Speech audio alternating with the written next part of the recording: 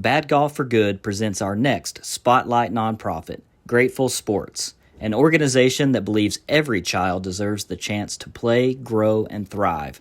Grateful Sports is a community-driven sports equipment closet dedicated to ensuring that every child in the Chattanooga and the surrounding areas has the opportunity to play sports, regardless of their financial circumstances. Hi, I'm Tommy Igo, co-founder of Bad Golf for Good, and today I sit down with the founder of Grateful Sports, Jeb Bennett, to learn more about his organization and how they are changing lives through sports in our community. Welcome, Jeb. Pleasure to have you. Thanks, Tommy. Glad to be here.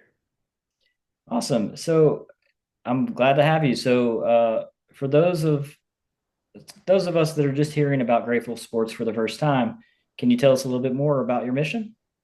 Absolutely, sure. So, Grateful Sports is a community-driven sports equipment closet dedicated to ensuring that every child in Chattanooga and the surrounding areas has the opportunity to play sports, regardless of their financial situation, um, for that financial barrier to entry.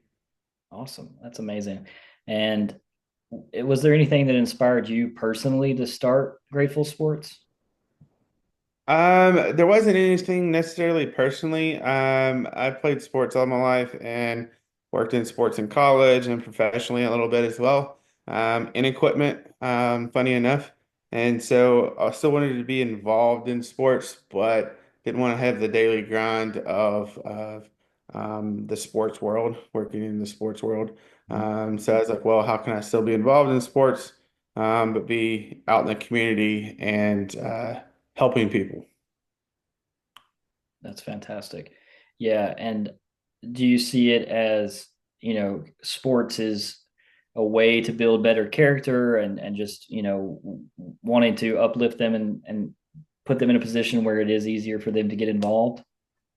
For sure, absolutely. So I firmly believe sports teaches you more than just shooting a basketball or hitting a baseball. There's a lot of things learned in sports, whether it be structure, leadership, just being just learning life skills that you could use in life and just in the job world. And it keeps kids out of trouble too. There's a lot of kids that, if they weren't playing sports, they would either be in trouble or, yeah, it just teaches them a lot of life skills. Yeah. No, I definitely agree with that. If you're not there playing the sport and learning that skill, you're out doing doing something else to fill that time, fill that void. And as you mentioned, there's, life skills involved too. Being able to work well with your team is going to be a necessary thing as you go throughout the rest of your life, especially in the workforce. For sure. So yeah, I'm a big believer too that sports goes beyond just learning the skill to play the sport itself, but it's teamwork, it's motivation, it's how to overcome hard times and how to be better. So yeah, I think that's amazing. Well, Jeb, are there can you kind of walk us through what happens, what it's like when a family reaches out to you and Grateful Sports for help, like a little bit more about that process? Yeah, so once they reach out to me, they tell me what their needs are, tell me sizes. Sometimes they might not know the sizes, so I just kind of have to figure that out, seeing what the age of the kid is. Mm-hmm. And a lot of times I'll just look it up on Google and see what around about what the size would be. And then once I get the equipment, then I just reach back out to them and say, hey, I have XYZ for you. When could you meet and for pickup? Whether that be I meet them at the Publix parking lot or at an event that I'm set up at. So really, you're doing everything you can to kind of make it easier on them. So not, they reach out to you, which in a lot of cases I'm sure is hard enough, right? Um, Yeah, but just asking for help sometimes. But you're also willing to say, I'll come to you. I'll gather this equipment and I'll bring it to you so that your child can take sure. advantage. That's man, amazing. Um, Speaking of that, do you have a specific story that kind of warms your heart or comes to mind of a child or a family that, you know, was really impacted in a positive way from the work you do? Yeah, so there's probably lots of stories. A lot of times I don't actually get to see the kid play. A lot of times I just get the equipment to him, and then that's really the last I hear of it. But I have had a mom that reached out to me about their daughter wanting to play volleyball, which is not a typical sport usually. And I was able to get her daughter a volleyball and some knee pads.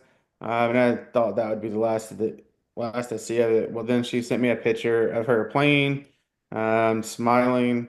So that was awesome to see the kid playing with the equipment that I got him.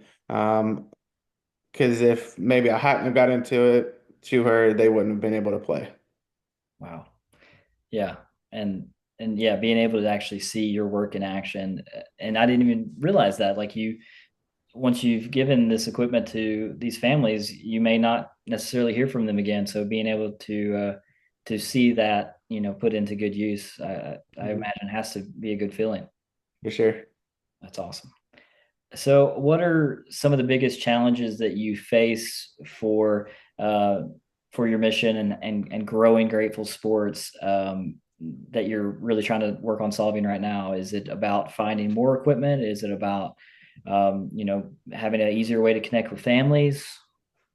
Yeah, so there's always things to work on in nonprofit world, but I would say the biggest thing right now is funding, fundraising, getting people to donate to the cause, and then really and truly finding volunteers that really want to consistently help. Mhm. Because eventually I would like to have a small team of people to where I can count on them to either go to an event or whatnot. So finding consistent volunteers and fundraising are probably my two biggest things right now, as well, and actually getting the equipment out.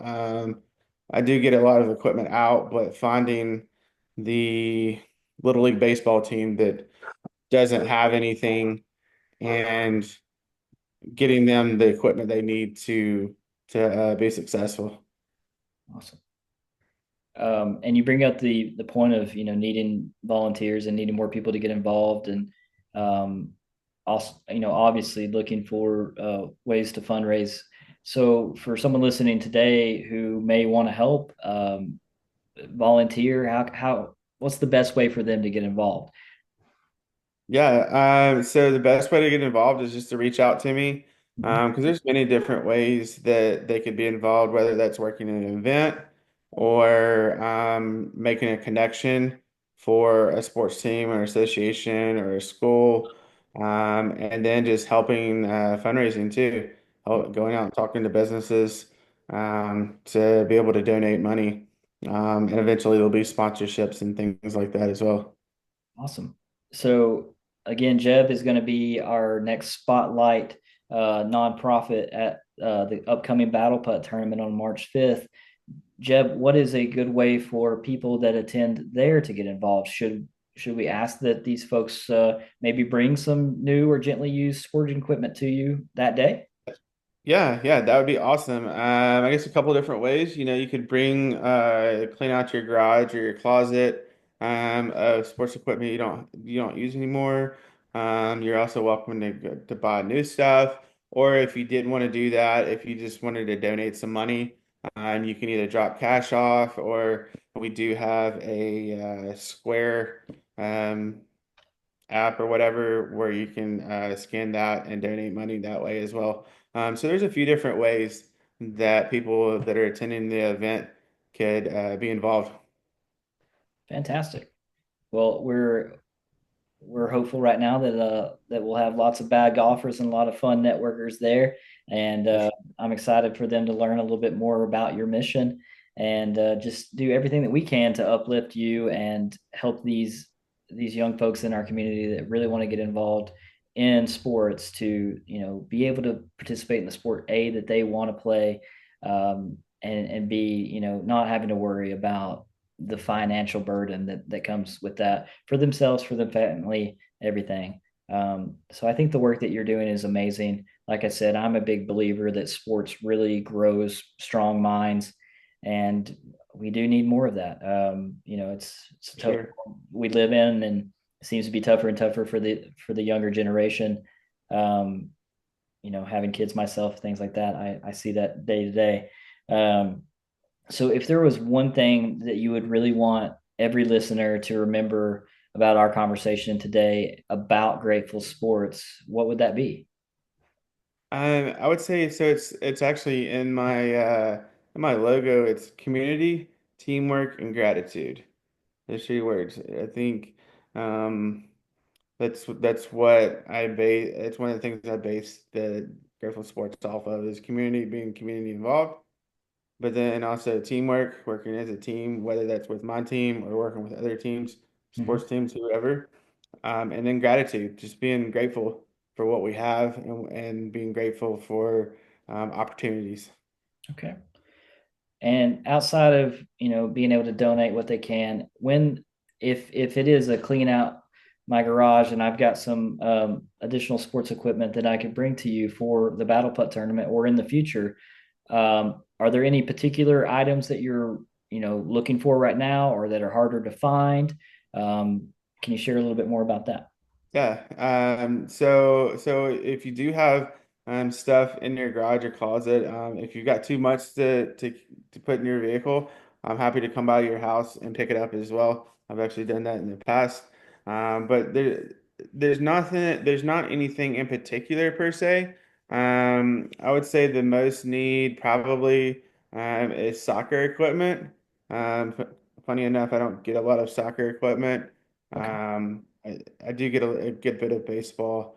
I'm starting to get more softball now, but and then there's always your non-typical sports, um, like volleyball and golf, for instance. I don't get a lot of golf, mainly because it's mostly like adult clubs, Mhm. um, and I don't have places for those at this time. So I'd say really soccer. Okay. So shin guards and maybe like Shin size guards, three, cleats, size 5 soccer balls. size five. Um, I've got a good bit of size 3 and 4, but size 5 soccer balls, and then shin guards and cleats. Yep. Awesome. And as Or soccer nets, like soccer goals, like little pop-up soccer goals. Those okay, would be great as well. awesome. Um, and for golf, mentioning like some more junior clubs, brings up a good question of the age range that you serve. Is it pretty much any child from 0 to 18, or do you really focus on a particular window? Yeah, so it's really any kid, like you said, 0 to 18. Most of what I've done in the past and most of what I have on hand is probably like 6 to 10, 12 maybe. Eventually, I would like to get more in the middle school and high schools. I have donated a good bit of youth clubs to Mhm. First Tee. I've got a partnership with Tim over at First Tee that I get any youth clubs I give them to them. And then when they identify a kid that wants to play more than just at First Tee, they give them clubs that I've donated because the clubs they have they can't take them home.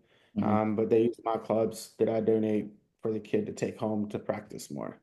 Amazing. Okay. Yep. Well, this has been very insightful. And as I mentioned, I love your mission and what you're trying to do, and anything that us as bad golfers can do to help. A lot of us are former athletes ourselves and still pretending that we are by playing golf. But that means that there is still some, I know there's still some used sports equipment in some garages out there. So Sure. let's really, dust, knock the dust off of those things and bring it out here to Jeb so that he can make a difference in a child's life. And that's what we're really trying to do. So with that, Jeb Bennett from Grateful Sports, I appreciate you so much for being on today. I can't wait to have the Battle Putt tournament and uplift you some more. And is there anything else you'd like to leave us with today? Well, I appreciate you having me on, Tommy. It's been awesome. Look forward to the next one as well. I can leave my email. Well, you'll probably put the email on the post as well, I my will. email and my phone number. Reach out to me.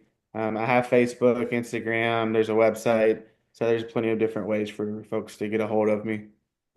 Fantastic. Well, again, this has been Tommy Igo, co-founder of Bad Golf for Good, sitting down with founder of Grateful Sports, Jeb Bennett. We look forward to seeing everyone at the Battle Putt Tournament on March the 5th, where we will be spotlighting Grateful Sports and the work that they do.